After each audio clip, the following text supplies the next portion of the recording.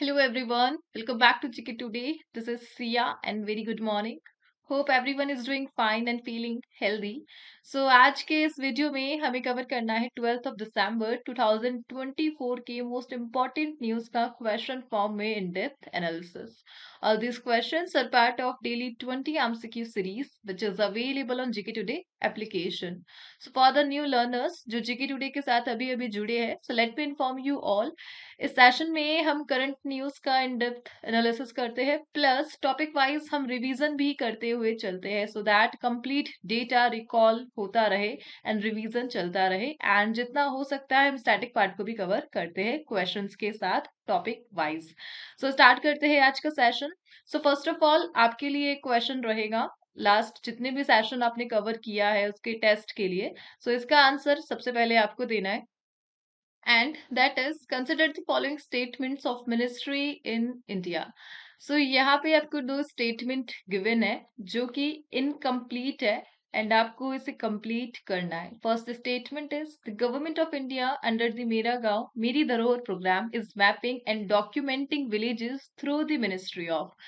सो कौन सी ministry responsible है ये आपको बताना है. करंटली जो गवर्नमेंट ऑफ इंडिया है मेरा गांव मेरी धरोहर प्रोग्राम के तहत विलेजेस की मैपिंग कर रहा है प्लस डॉक्यूमेंट बना रहा है और इसके लिए कौन से मिनिस्ट्री रिस्पॉन्सिबल है मिनिस्ट्री का नाम आपको बताना है. Second is CM. So currently एक स्टेट के सीएम ने अपने राज्य में 400 सीआर का बजट एलोकेट किया है सो दैट टेम्पल्स की रीडेवलपमेंट पे काम किया जा सके एंड इन्हीं में इंक्लूड किया गया है पूरी हेरिटेज कॉरिडोर को the 500 year old Tara Tarini shrine shrine temple को कहा जाता है and the Lingaraj Ekamra project so that cultural identity को प्रिजर्व किया जा सके एंड श्रद्धालुओं के अनुभव को बेहतर बनाया जा सके. सो किस स्टेट का इनिशिएटिव है यह आपको बताना है एंड इनके आंसर हम सेशन के लास्ट में डिस्कस करने वाले हैं. सो स्टार्ट करते हैं आज का session with the very first one. So, which Indian temple was selected by UNESCO for the 2023 Award of Distinction for its conservation? So, recently UNESCO ने एक Indian temple को select करा है and the award is Award of Distinction for its conservation. और ये award recently मिला है. Answer is option number A, अभत Saheshwar temple. So, अभत Saheshwar temple जो कि located है तमिलनाडु के थुकाची में and recently UNESCO का 2023 Award of Distinction receive किया है. ओरिजिनली इस टेम्पल को बनाया है किंग्स विक्रमा चोला ने एंड कुलुथंगा चोला ने विथ 5 पराक्रम्स.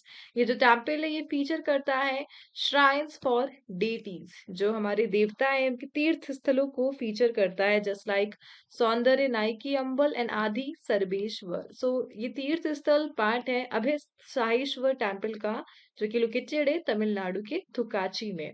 सो सितंबर 2023 तक गवर्नमेंट ऑफ तमिलनाडु ने रेस्टोरेशन प्रोजेक्ट पे काम किया था अभत साहेश्वर टेम्पल के लिए and tradition and modern methods को यूज किया गया था सो दैट इसकी ओरिजिनलिटी को बनाया जा सके. जो इसका एंशियंट स्टाइल है उसको same to same as it is रखा जा सके. बस रीडेवलपमेंट पे काम किया गया है एंड इसी के लिए रिसेंटली तमिलनाडु को यह अवार्ड दिया गया है क्योंकि जो पुराना स्टाइल है उसे कंजर्व करके रखा गया है.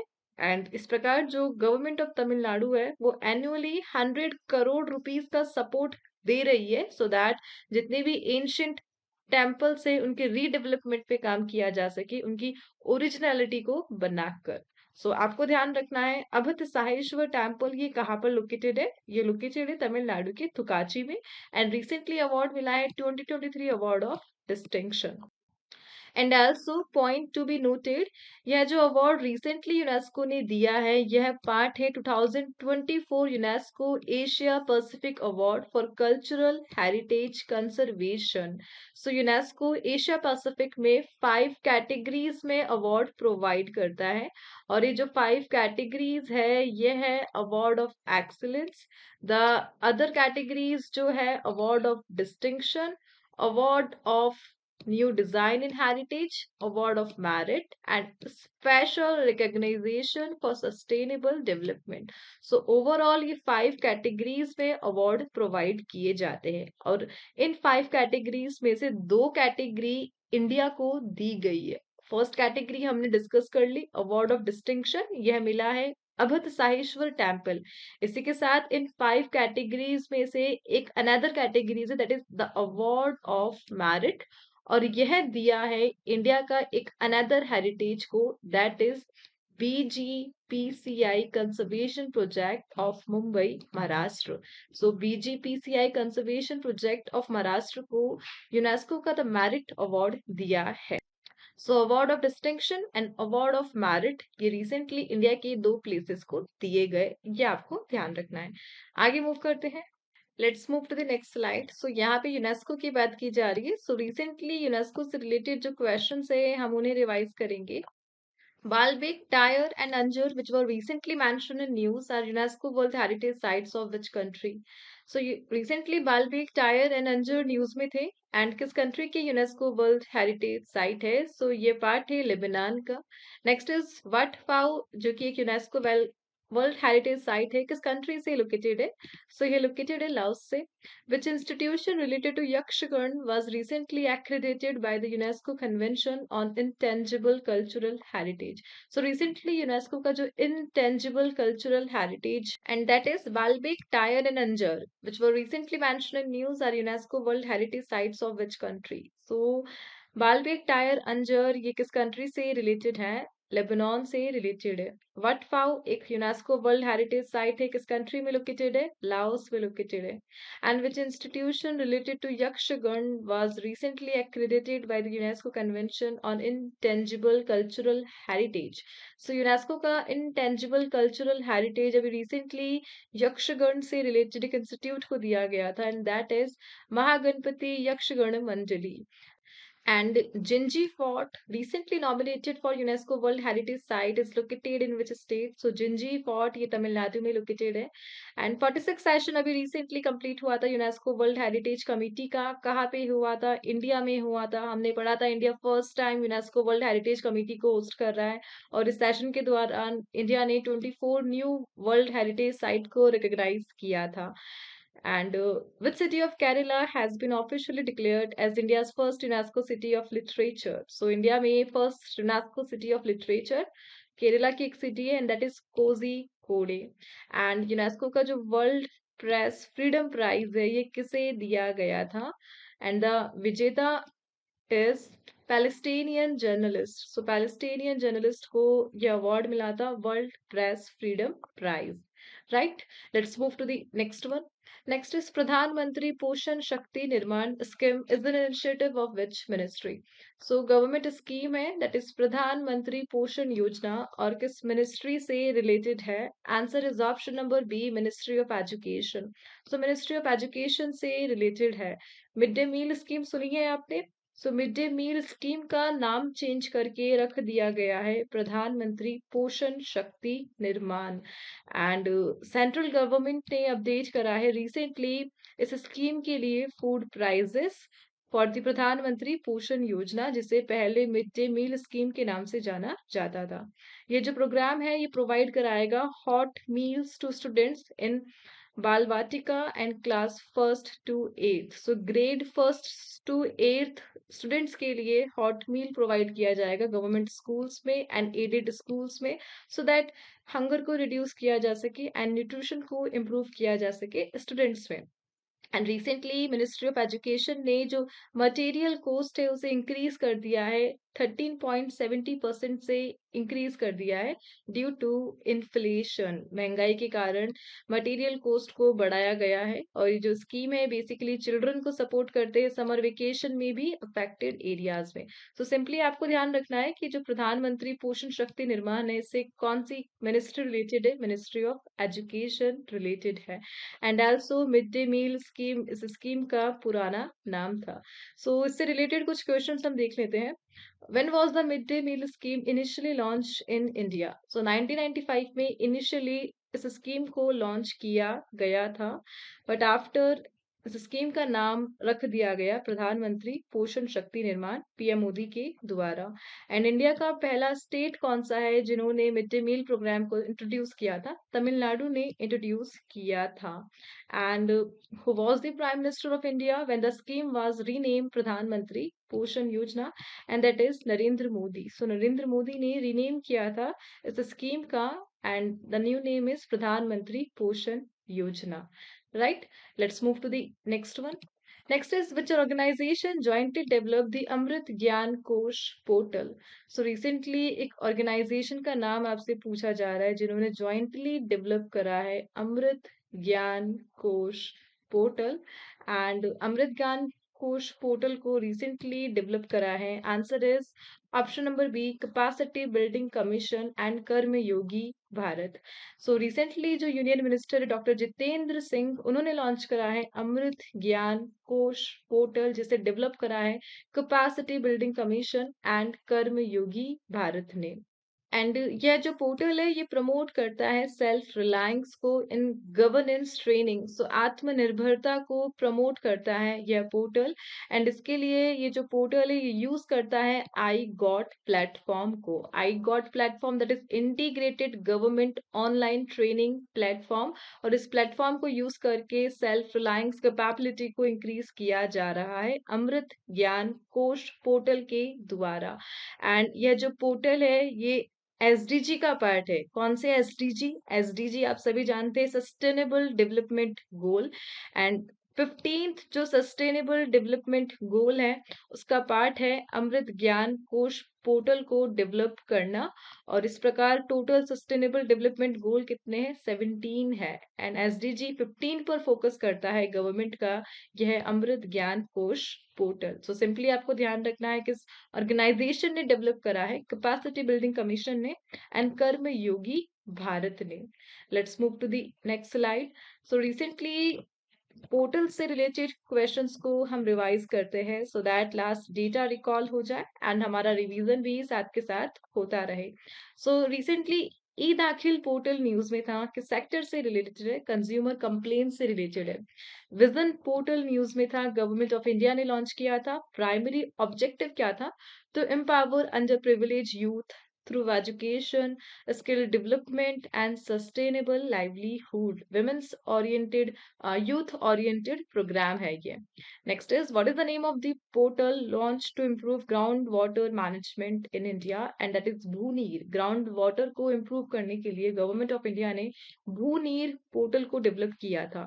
ई migrate V2.0 web portal and mobile app को किस मिनिस्ट्री ने लॉन्च किया था? मिनिस्ट्री ऑफ एक्सटर्नल अफेयर ने।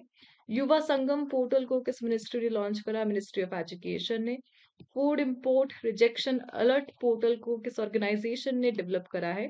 फसाई ने डेवलप किया था। एंड इंडिया का पहला comprehensive cancer multi omics data portal को किस ऑर्गेनाइजेशन ने लॉन्च किया था? इंडियन कैंसर जीनोम एटलस ने लॉन्च किया था इंडिया का पहला cancer multi data portal. Right?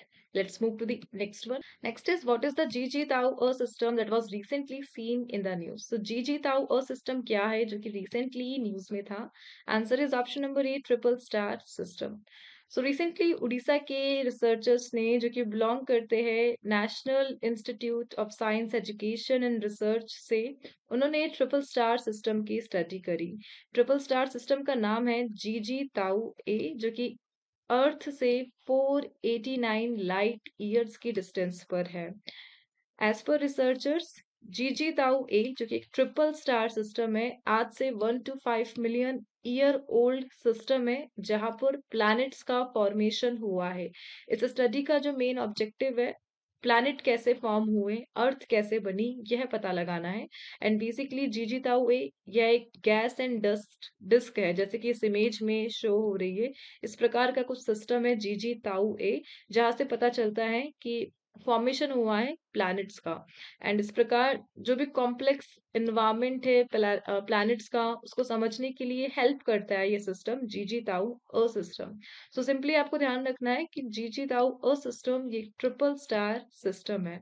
And इसी के साथ यहाँ पे लाइट ईयर की बात की जा रही है। लाइट ईयर बेसिकली ये डिस्टेंस है, डिस्टेंस को मेजर करता है ये अर्थ अर्थ से अदर प्लैनेट्स की डिस्टेंस को मेजर करने के लिए जिस यूनिट का यूज किया जाता है that is light year.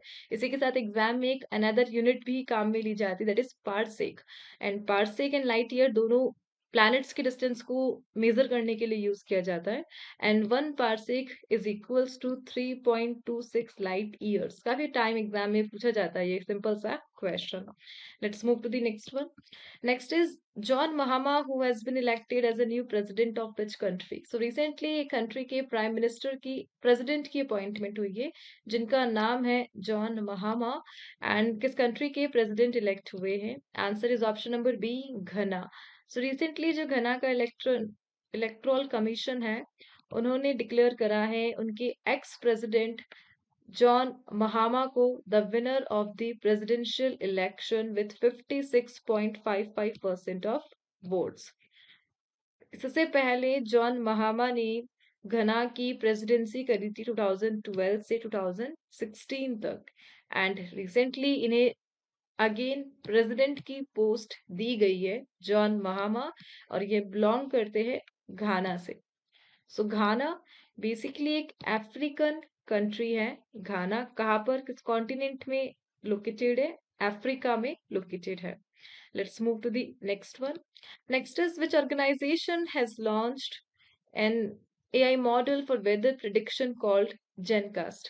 So recently एक ऑर्गेनाइजेशन ने एक एआई मॉडल को डेवलप करा है। एआई मॉडल का नाम है जेनकास्ट। और किसने डेवलप करा है? Answer is Google. So recently Google ने एक वेदर प्रेडिक्शन एआई मॉडल को लॉन्च करा है जिसका नाम है जेनकास्ट। और इस प्रकार ये जो मॉडल है ये सरपास करता है ECMWF को। ECMWF that is European centre for medium range weather forecast, जो कि अभी तक का सबसे पावरफुल एआई मॉडल था वेदर प्रेडिक्शन के लिए। बट नाउ गूगल ने लॉन्च कर दिया है।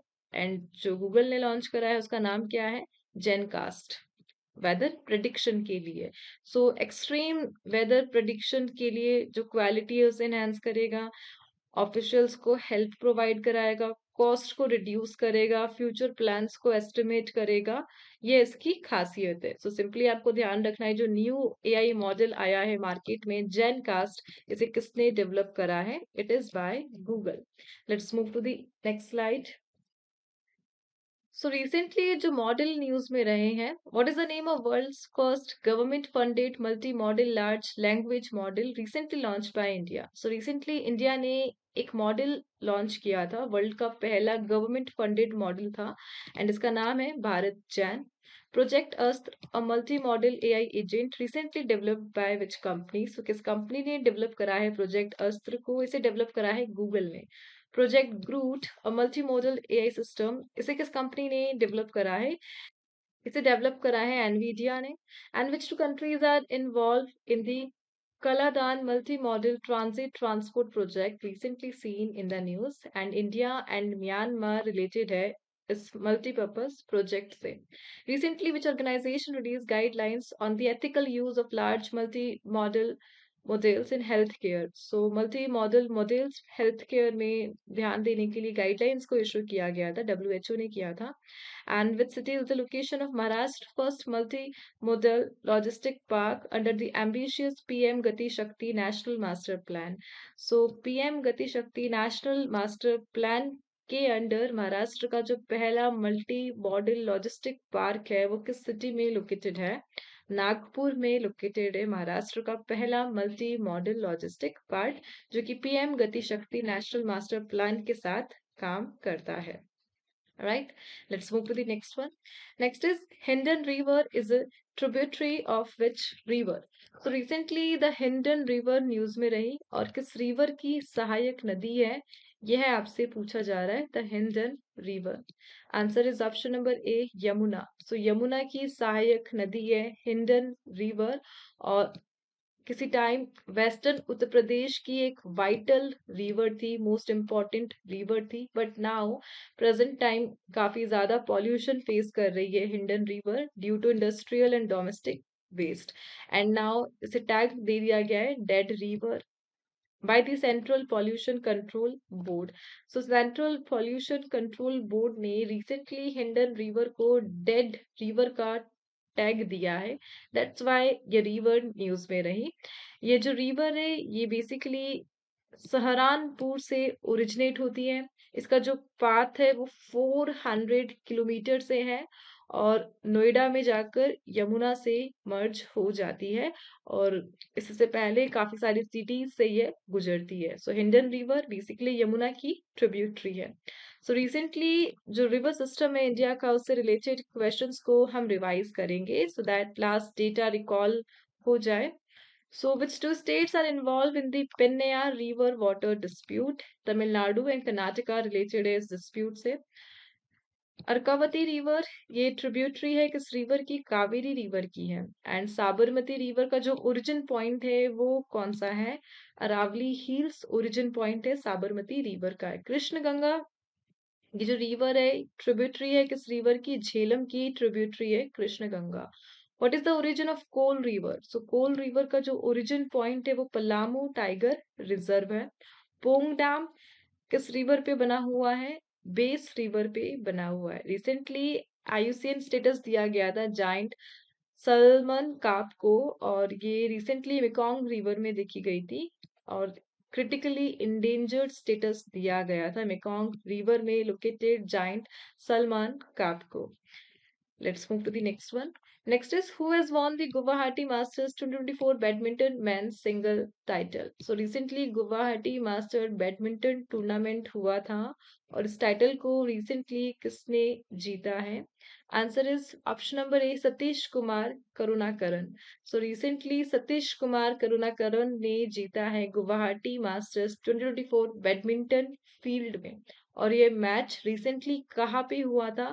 असम गुवाहाटी में और जो स्टेडियम है सरजू सराय इंडोर स्पोर्ट्स कॉम्प्लेक्स यहाँ पे कंप्लीट हुआ था गुवाहाटी मास्टर्स 2024 जिसे जीता है सतीश कुमार ने और इन्होंने मैन सिंगल का टाइटल जीता है और चाइना के प्लेयर को डिफीट किया है. और विमेन्स डबल कैटेगरी की बात की जाए तो इसमें जीता है तनिषा क्रास्टो ने एंड अश्वनी पोनप्पा ने.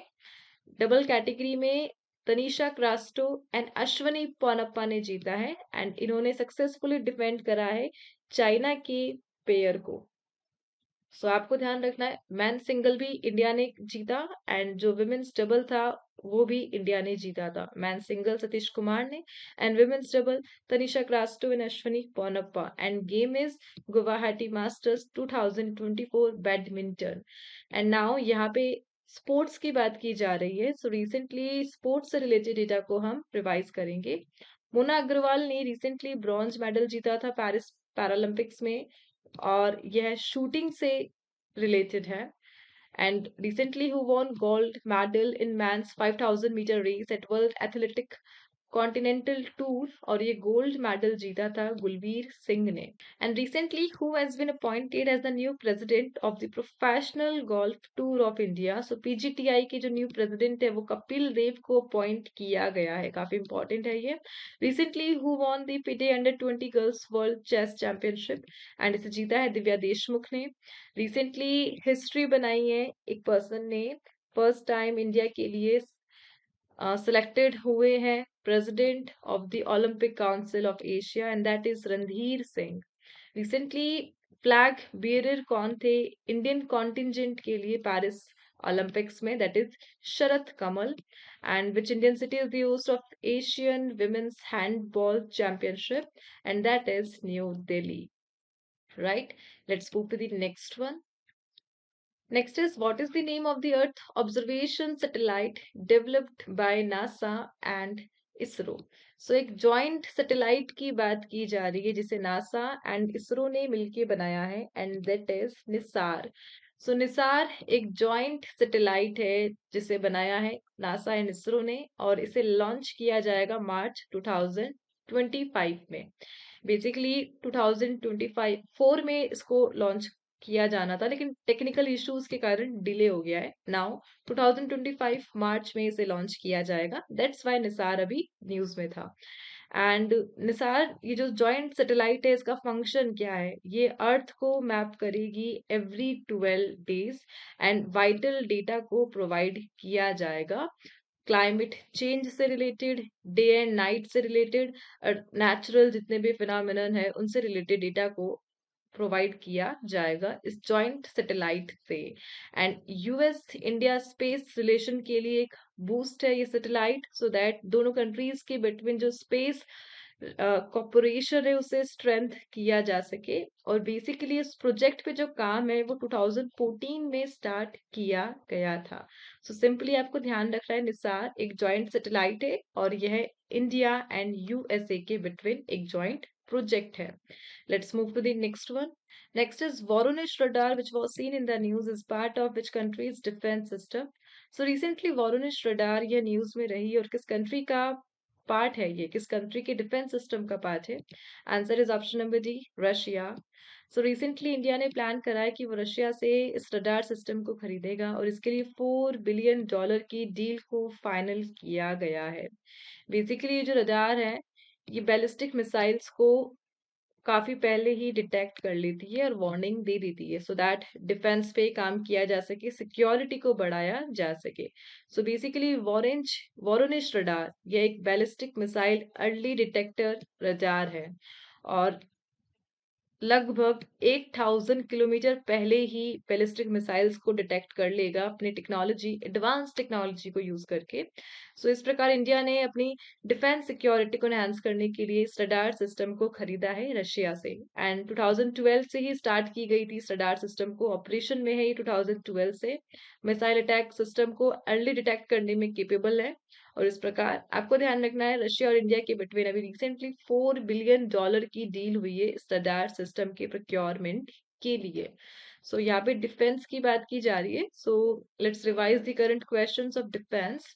सो आईएनएस ब्रह्मपुत्र अभी रिसेंटली न्यूज में था, क्या है? एक गाइडेड मिसाइल फ्रिगेट है। वज्र सेंटिनल सिस्टम ये किससे रिलेटेड है? एंटी ड्रोन सिस्टम है ये। आयरन बीम ये किस टाइप का वेपन है जिसे इसराइल ने डेवलप करा है? High energy laser weapon system है। एंड रिसेंटली एक कंट्री ने डेवलप करा है हाइपरसोनिक बैलिस्टिक मिसाइल जिसे नाम दिया गया है फतेह 2, उसको डेवलप करा है ईरान ने। बिना काम के 3 रिसेंटली लॉन्च में एक मल्टी बैरल रॉकेट लॉन्चर है ये। And recently first joint commanders conference ये कहाँ पे हुई थी? लखनऊ में हुई थी। ग्रोम E1 मिसाइल को किस कंट्री ने डेवलप करा है? इसे रशिया ने डेवलप किया है। सो इसी के साथ ये सेशन यहाँ पे ओवर होता है।